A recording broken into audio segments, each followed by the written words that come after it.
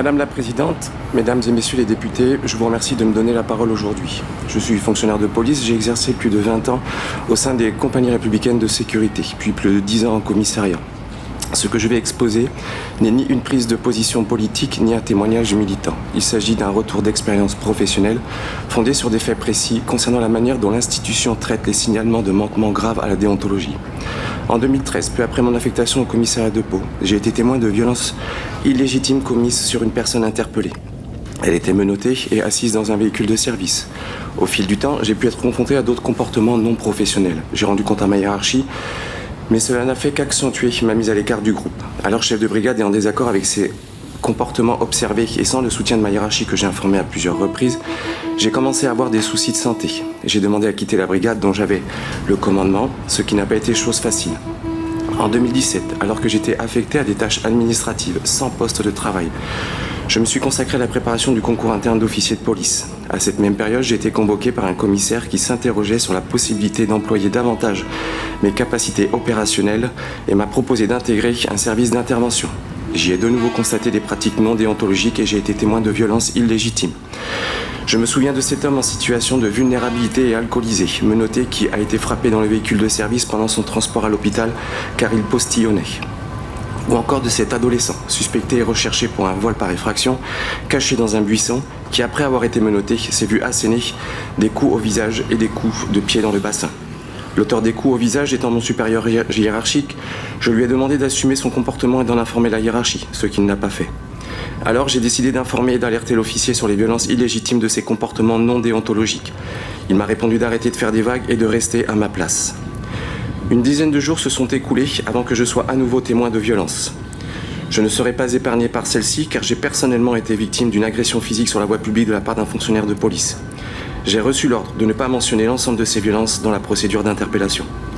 Lorsque j'ai signalé les faits à ma hiérarchie, les conséquences ont été immédiates. Refus d'examen médico-judiciaire malgré mes blessures, retrait de la voie publique, isolement professionnel. J'ai été le seul relevé de mes fonctions.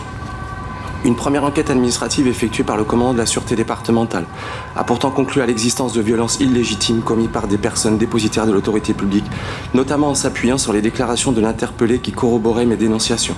Malgré cela, l'inspection générale de la police a engagé une enquête qui m'a semblé à charge contre moi, par exemple, de la non prise en compte des caméras de vidéosurveillance et de témoignages de certains de mes collègues soucieux de faire respecter le code de déontologie des fonctionnaires de police. L'IGPN qualifiera mes déclarations comme étant fantaisistes, face à un groupe de fonctionnaires fédérant autour d'une même version. Sur cette base, le parquet a requalifié les faits dénoncés en dénonciation calomnieuse, dénonciation de délits imaginaires et violence volontaire sur personnes dépositaires de l'autorité publique. Le fonctionnaire initialement mis en cause a ainsi bénéficié, pour la troisième fois consécutive, d'une requalification des faits initiaux alors qu'il était accusé de violences illégitimes. J'ai été relaxé en première instance, puis définitivement par la Cour d'appel de Pau en décembre 2020. La Cour a confirmé le jugement et écarté les réquisitions du parquet qui demandait de la prison et une interdiction d'exercer la profession de policier. Malgré ces décisions judiciaires, la protection fonctionnelle m'a été refusée à plusieurs reprises. J'ai déposé plainte pour les violences subies et pour harcèlement. Cette plainte est en errance depuis juillet 2022, perdue à 2 reprises entre juridictions. Par la suite, muté contre ma volonté au commissariat de Lourdes et désarmé, j'ai été affecté à des missions d'accueil au sein d'une brigade. À sa tête, un fonctionnaire de police respecté, entre autres pour son professionnalisme. J'ai pu constater que le travail était exécuté dans le respect de la loi et de la déontologie, comme quoi tout est possible. Malheureusement, j'ai été changé de brigade. Et là, j'ai de nouveau été témoin de comportements gravement non déontologiques, falsification de services, faux en écriture, atteinte à la dignité de femmes dont l'une d'elles était menottée et transportée dans le véhicule de service. Ces femmes ont été photographiées à leur insu, y compris dans des situations de vulnérabilité manifeste. Ces photos ont été publiées sur WhatsApp. J'ai adressé à la Direction générale de la police nationale un rapport dans lequel je demandais l'ouverture d'une enquête, mais en vain. Cela m'a valu de me retrouver une nouvelle fois dans un contexte professionnel de rejet. J'ai été alors affecté à la prise de plainte, seul dans un bureau, jusqu'au moment où un fonctionnaire de police est venu s'en prendre à moi, sans en comprendre la raison, saisissant son arme et laissant présumer de son usage à mon encontre, ceci devant un plaignant. Pour une raison qui m'est étrangère, j'ai constaté que la hiérarchie adoptait une stratégie de dévalorisation d'un fonctionnaire qui dénonce, protège, valorise ceux qui se taisent ou font taire. En juin 2022, ma hiérarchie est informée de la note de soutien qui m'a été remise par la Maison des lanceurs d'alerte. Elle conclut que je remplissais l'ensemble des conditions pour que me soit reconnue la qualité de lanceur d'alerte au titre de la loi Sapin 2. janvier 2023, j'ai déposé une réclamation auprès de la Défenseure des droits. Un an s'est écoulé avant de prendre connaissance des conclusions de cette entité indépendante qui a estimé que je faisais l'objet de mesures de représailles après avoir signalé des alertes dans les conditions prévues par la loi. Malgré de nombreux certificats médicaux apportés et la position de la médecine de prévention qui reconnaissait le lien de causalité entre ce que je vivais au sein de mon milieu professionnel et les répercussions sur ma santé, la médecine statutaire a toujours refusé de le reconnaître. Cela m'a même valu d'être placé en disponibilité d'office pour raison de santé par cette dernière, encore une mesure coercitive qui a eu pour conséquence de me priver de tous mes droits sociaux.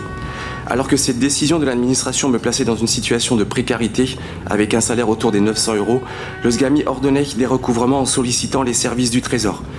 J'ai déposé une requête auprès du tribunal administratif afin de contester les titres de perception, mais l'administration des finances publiques procède actuellement à une saisie sur salaire sans attendre les jugements. Décembre 2024, le juge du tribunal administratif de Pau a reconnu des conditions de travail anormales et il a enjoint le préfet de la zone de défense et de sécurité d'annuler sa décision de m'avoir placé en disponibilité d'office pour raison de santé. Après plus d'un an, alors qu'un délai de 3 mois lui était donné, ce dernier n'a toujours pas exécuté le jugement. Nul besoin de vous préciser que ma carrière professionnelle s'est arrêtée dès lors que j'ai dénoncé par écrit les situations portant atteinte à nos concitoyens. Aujourd'hui encore, ma hiérarchie fait le nécessaire pour bloquer mon avancement. Ce que je décris ici n'est ni une affaire individuelle, ni une dérive isolée. C'est un mécanisme systémique. Plusieurs de mes collègues subissent ce système qui prospère en autarcie. Et lorsqu'un mécanisme empêche à la fois des citoyens d'être protégés et les policiers de signaler des abus, alors la question posée aujourd'hui est non seulement morale, mais également structurelle. Je vous remercie.